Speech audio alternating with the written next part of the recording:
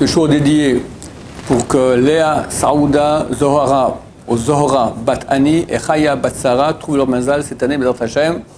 On parle de l'année civile, Bézat Hashem. Avant 2 mois qu'elles soient déjà fiancées, Amen va Amen. Avec un bon parti. Alors, la question de Yaron. Comment entretenir la voie de Hachem constante? Comment entretenir la voie de Hachem avec enthousiasme, avoir la pêche, ne pas rentrer dans la routine. C'est un travail. C'est écrit dans le Talmud, je crois, traité Brachot, au Megillah, je ne sais plus, c'est marqué que la prière et l'étude de Torah, Tsechim Chizouk, ont besoin d'être renforcés. L'étude de Torah et la prière. Rachid dit là-bas, toujours de toutes ses forces. On doit se renforcer toujours de toutes ses forces dans l'étude de Torah et la prière. Ça veut dire, l'étude de Torah et la prière, ce sont des choses, ce sont des diamants. Des grands diamants que Dieu nous a donnés.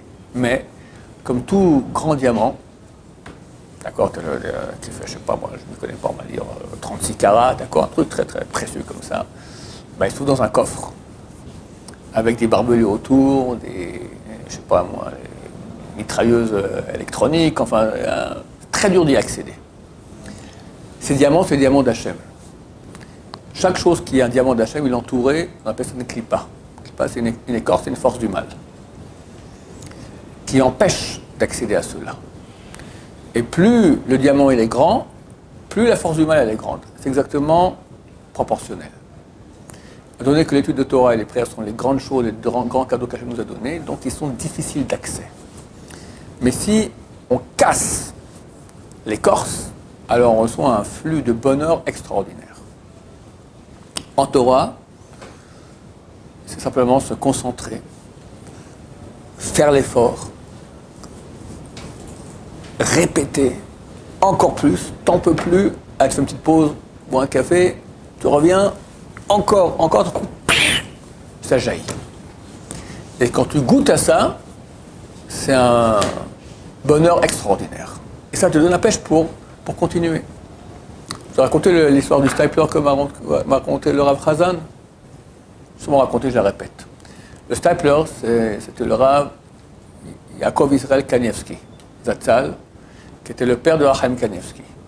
C'était un géant en Torah. Géant. Un tzaddik. Il était le beau-frère de Chazon Ish, de grande génération. Un homme, il voyait tout. Un mot de sa part, ça se réalisait. C'était la guerre d'usure. C'était les années 70-71. Il priait à Bnei Brak, Koel Chazon Ish. C'était pas plus Bnei Brak que Koel Chazon Ish. Le Bnei Brak de Bnei Brak, d'accord. Et il prie, et il finit sa prière, il dit, c'est qui le Rav Israël Abu Hatzera? Dire le mot Abu Hatzera pour le stapler, c'est comme je te dis, tu parles congolais, d'accord? C'est Bnei Brak, Ashkenaz, comme ça. Il dit, il y a un rabbin dans ce nativot. Il dit, je sais pas, quand je prie, je vois sa prière monter comme ça, comme une flèche, elle fait beaucoup de bruit dans le ciel. Le stapler, il est dans le ciel.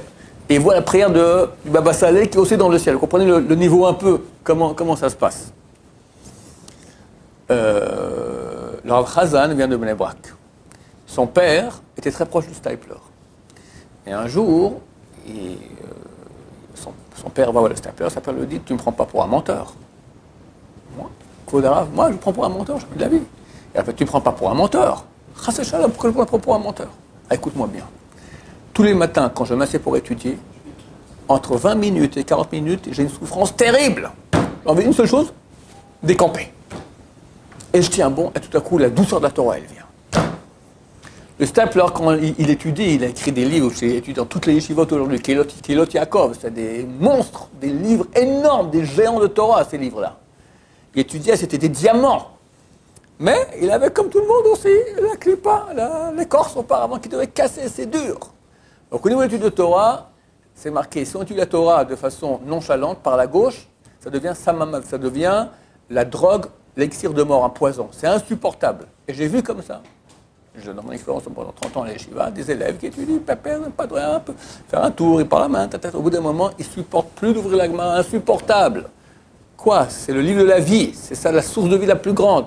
trouvent ça comme du poison, dégueulasse, et quittent la yeshiva. On finit l'année comme ça, en ramant difficilement. Et d'autres qui sont amoureux. Mais pour tout le monde, il est impossible de goûter au bon goût de la Torah sans effort.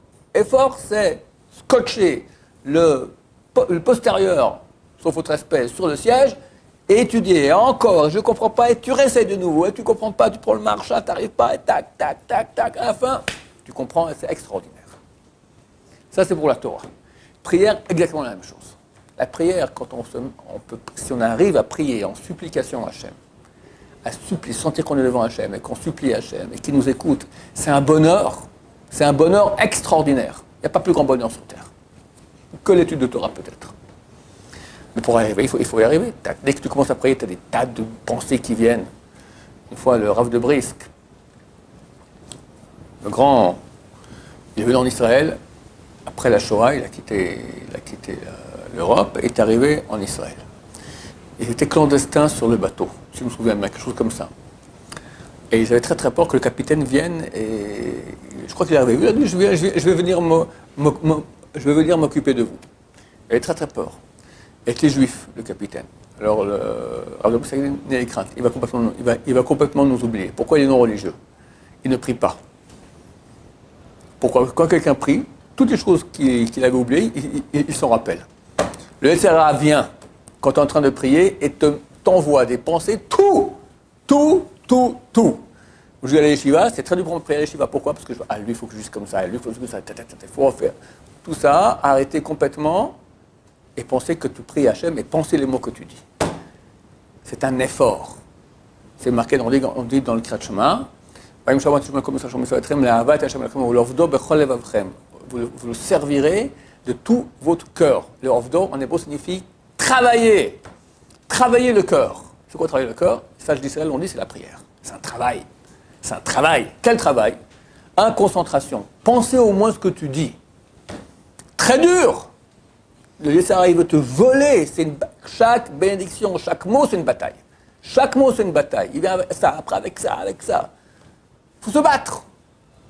Tu arrives à faire maintenant une bonne partie de la Mida déjà en pensant ce que tu dis, c'est énorme. Après, commencez à mettre au moins dans quelques parties du cœur. Supplier Hachem. Pensez que c'est que de lui tout vient. Que de lui. On n'a rien. Qui on est, quoi? On est complètement dépendant de lui. Il veut tellement nous donner. Il faut ouvrir la bouche pour qu'on lui demande. Il est prêt à nous donner. Supplie. Au bout d'un moment, tu t'habitues à ça. C'est impossible d'arriver à une routine. Impossible. Ça t'arrive que ça te casse les pieds. Entièrement d'accord. Parce que c'est dur. L'amida, c'est un effort. La prière, c'est un effort. Ici à l'Yeshiva, c'est une prière. Dans beaucoup de synagogues, c'est pas une prière, c'est le premier. Il est bien le shaliach, il a fini aujourd'hui 2 minutes avant celui d'hier. D'accord? C'est très souvent comme ça. C'est pas une récitation, c'est une prière. Alors ici, Baruch Hashem, c'est yeshivatique, c'est plus lent. Profite au moins la Hamida. On est vraiment devant Dieu. C'est la partie la plus importante de la prière, la faire lentement, chaque mot. Je garantis un retour sur investissement. Mais il faut investir. Et c'est dur, et c'est casse-pied, c'est une habitude à prendre, d'accord, de pas comme ça. D'abord, il faut comprendre ce qu'on dit. Il y en a qui lisent, ils ne savent même pas prendre traduction, on commence à comprendre. D'après la halakha, si tu n'as pas compris au moins, tu n'as pas pensé ce que tu disais dans la première bénédiction de l'Amida, comme Magan Abraham, tu n'es pas rendu quitte. On continue, on ne refait pas l'Amida. À un temps, on devait refaire l'Amida. Aujourd'hui, la deuxième fois sera encore pire que la première. D'accord? Donc, ça ne sert à rien que tu prononces le nom de Dieu en vain de nouveau. Mais ça veut dire qu'il faut comprendre ce qu'on dit. Et ça, ils ont fait un rabais, ils ont écrit la première bénédiction. On en a 19. Mais elles sont fantastiques. Chaque bénédiction, c'est un diamant. Alors, comment on arrive? Comme je dis, il y a des barbelés, des mitrailleuses, des kalachnikov électroniques qui t'empêchent d'y aller. Toutes les mauvaises pensées, toutes les choses. Et des fois, les mauvaises pensées. D'accord? En journée, tu ne penses pas des bonnes femmes. Au milieu du Shema Yisrael Hashamecha, tac, t'es la bonne femme qui t'arrive. Au milieu de l'Amida, pac. C'est un très bon signe. Prouve que le SRA, il n'est pas content, il veut t'embêter. Si tu n'as rien, si tu pries, tu fais ton Shema Yisrael, tu fais ta Amida et tout va très bien dans la tête, c'est bizarre. Ça veut dire que tu n'embêtes personne. Tu es tellement nul qu'on n'a même pas besoin de venir t'embêter avec des bonnes femmes. D'accord? Mais si maintenant tu pries et ça, c'est la bataille, c'est très bien, tu es en train de te battre, mais c'est une bataille. On est sur un champ de guerre, toi, tu te baisses, c'est lui, tac, il a eu un point, tu vas le deuxième, c'est une vraie bataille. D'accord? Alors, ils font ça au flipper, vous faites ça dans la Hamida. Et nous, c'est une vraie bataille qui construit énormément. C'est extraordinaire l'action spirituelle qui est faite par les prières du peuple d'Israël. Alors que Dieu nous aide à nous renforcer sans cesse, il y a beaucoup de paresse là-dedans. Le vrai ennemi, l'ennemi numéro 1, j'ai fait un cours qui a été appelé l'ennemi public numéro 1, c'est la paresse. Pour l'étude de Torah, c'est la paresse. Parce que non seulement il faut venir s'asseoir au Gemara, mais il faut se concentrer. Et nous, on n'a pas envie de se concentrer, c'est un effort. On veut le moindre effort. On a été éduqués en Occident. Le moins d'effort, far niente, rien faire. D'accord? Tout la Gemara, tu lis un peu et hop, on va parler un peu. D'accord? Tellement c'est bon de parler. C'est dur. Idem prière, se concentrer, c'est dur. Ça demande un très grand effort. La paresse nous empêche. Alors se battre contre l'ennemi du public qui veut notre perte, qui s'appelle la paresse, et comme ça on gagnera. Baruch Adonai, l'olam, amen va amen.